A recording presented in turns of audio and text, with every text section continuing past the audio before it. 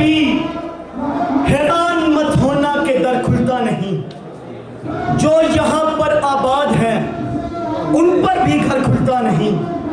इंतजार और दस्तकों के दरमियां कटती है उम्र, इतनी आसानी से तो बाबे हुनर खुलता नहीं।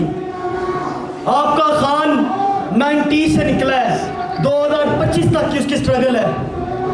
इतनी आसानी से इंसाफ और अमन और जिद्दोजहद की जंग सर नहीं होती। आप दोस्त इस चीज का सबूत है कि आज तहरीक इंसाफ भी जिंदा है, इंसाफ भी जिंदा है। हमारी सूरत, आपकी सूरत, खान की सूरत, अपने लिए तालियां बजाएं कि आज यहाँ पर आप मौजूद हैं। इंसाफ की खातिर, जमहूर की खातिर, इमरान की खातिर एक दफा तालियों से सबूत दीजिए कि आप यहाँ पर जिंदा हैं, मौजूद हैं।